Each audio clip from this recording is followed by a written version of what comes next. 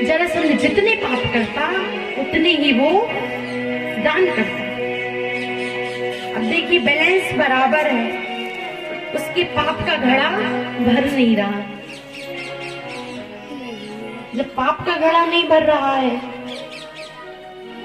तो यहाँ पर जरासंध के पाप देखिए बैलेंस बना के चल रहा है जरासंध। बिल्कुल जब पाप का घड़ा नहीं भर रहा तो यहाँ पर ठाकुर जी विचार करते हैं कि इसका वध कैसे करना है।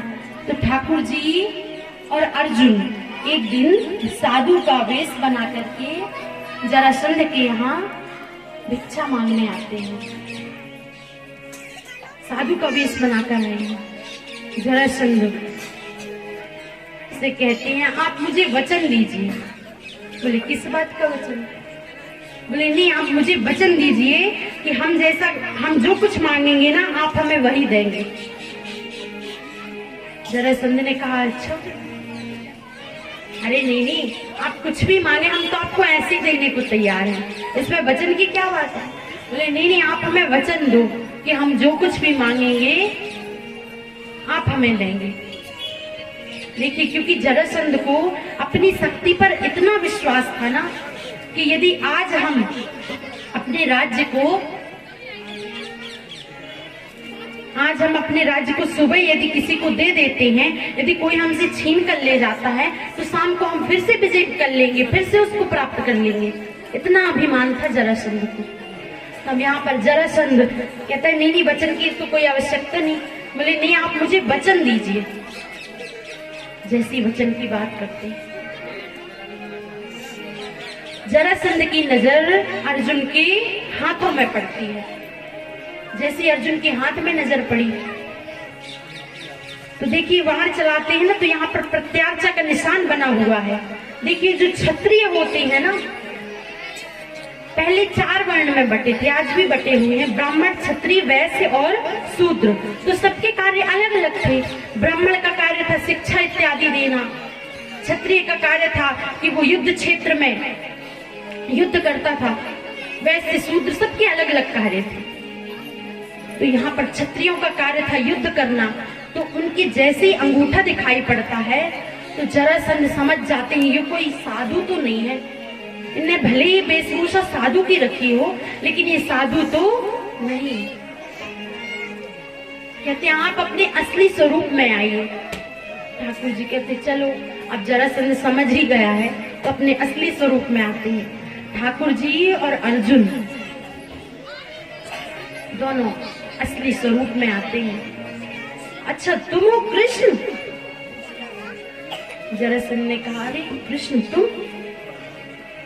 बोले हाँ। बोले युद्ध करना ही था तो ऐसे सामने आ जाते, ऐसे साधु का वेश बनाकर क्यों आए? अच्छा हाँ, तुम तो हर कार्य ही ऐसे करते हो,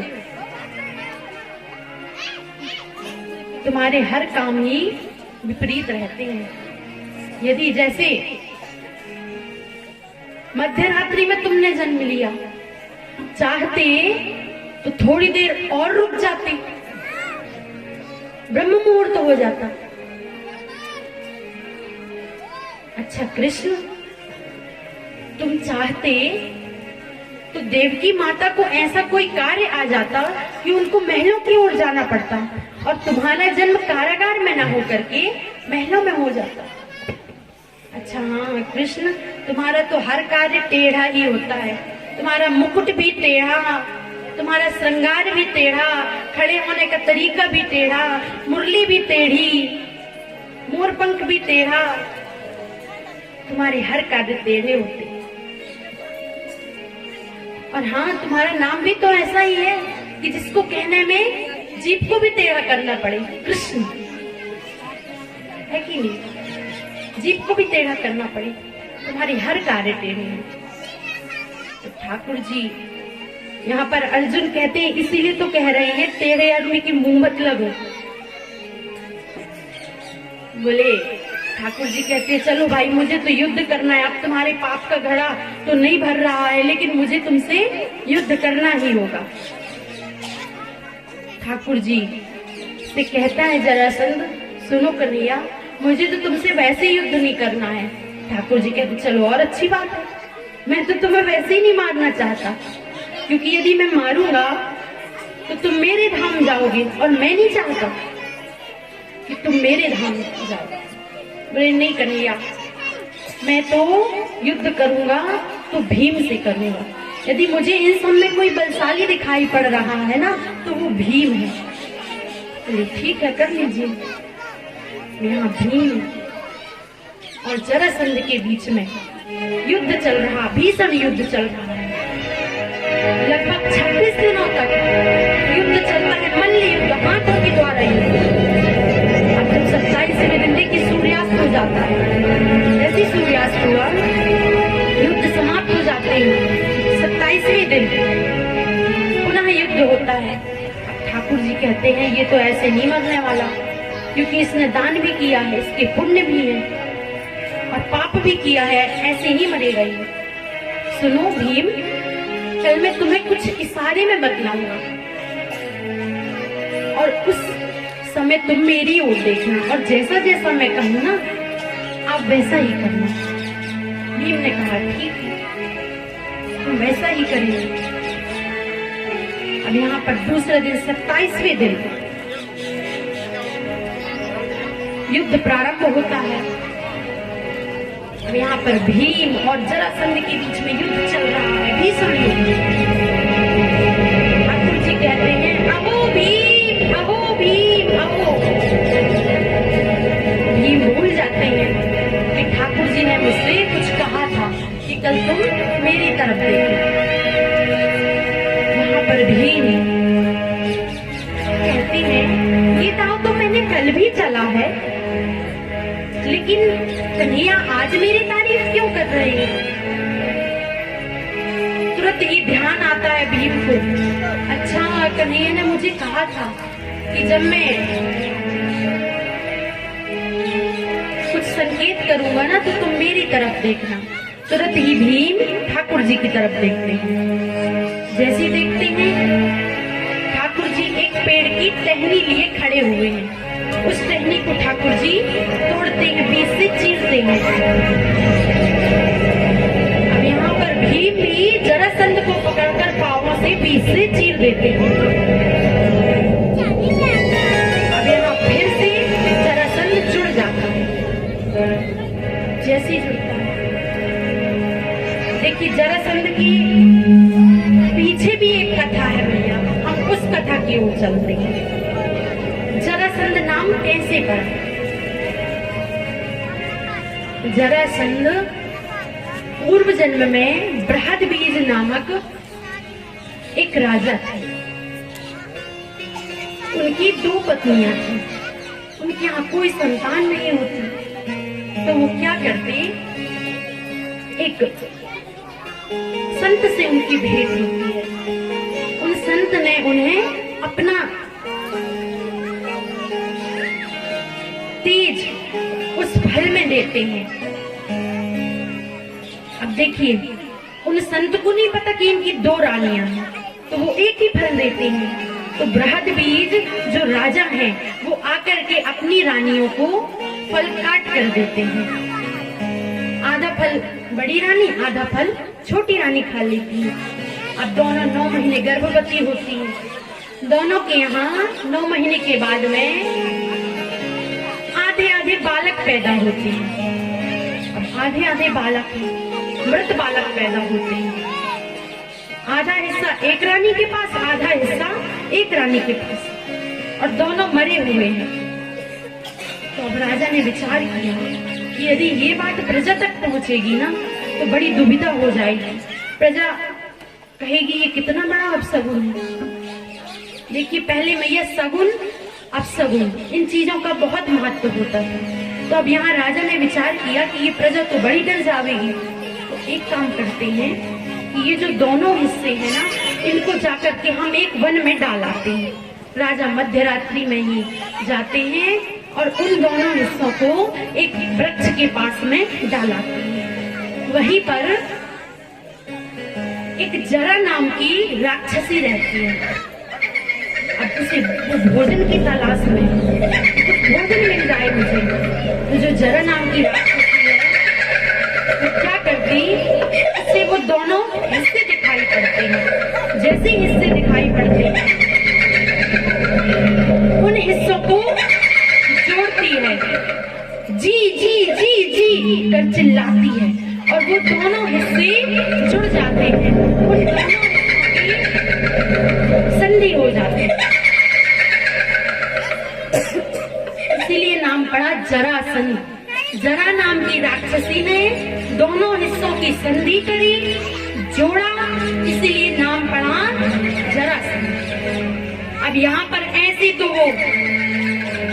तो जरासंध का वध होने वाला नहीं है।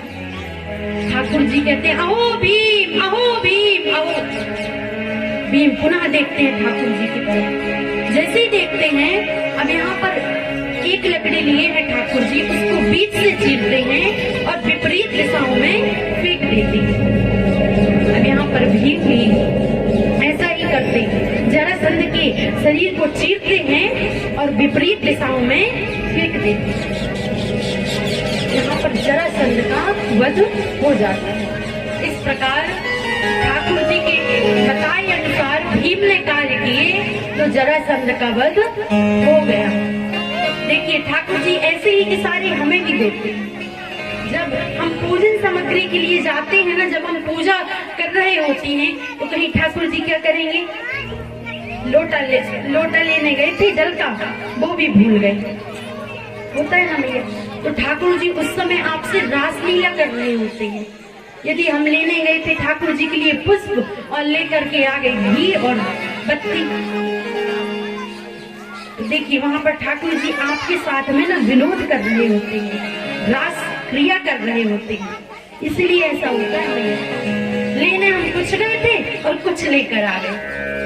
तो देखिए ठाकुर जी ऐसे ही सारे हमें बहुत देते हैं, लेकिन बस आवश्यकता है हमें समझने की। देखिए भीम भी बलशाली थे। यदि भीम चाहते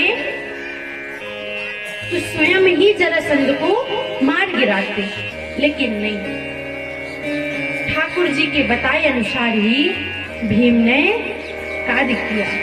इसलिए हमें सहारा उसी का लेना है जो कभी बदले नहीं। आपको पहले दिन में बताया था भैया, आसरा उसका पकड़ो ना जो कभी परिवर्तित ना होवे, बदले ना। इस संसार का, इस दुनिया का आसरा पकड़ने से क्या है।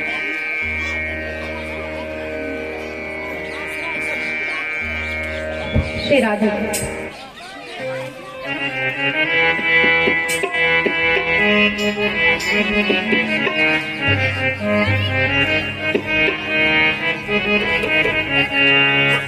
आसरा इस जहां का मिले ना मिले, आसरा इस जहां का मिले ना मिले, मुझको तेरा सहारा सदा चाहिए।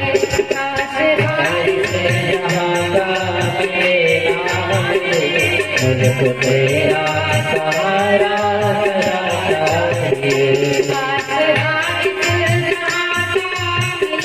ना मिले, मुझको तेरा सहारा सदा चाहिए।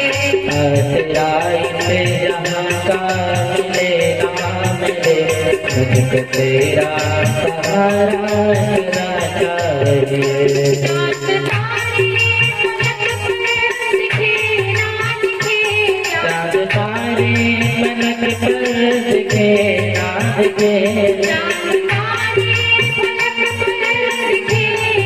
दिखे, चाँद तारे पलक पर दिखे ना दिखे, मुझको तेरा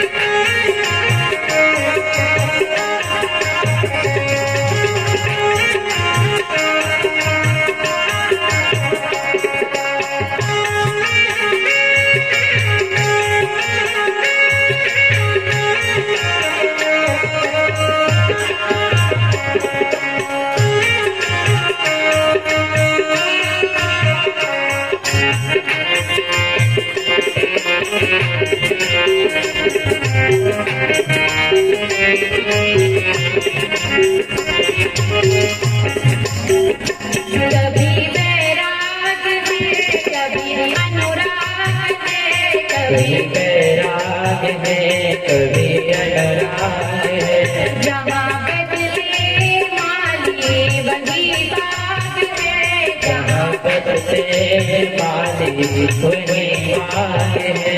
कभी बैराग है कभी अनुराग है, कभी बैराग है कभी अनुराग है। जहाँ बदले माली वही बाग है, जहाँ बदले माली वही बाग है। चाहत की दुनिया बसे ना बसे, चाहत की दुनिया बसे ना बसे,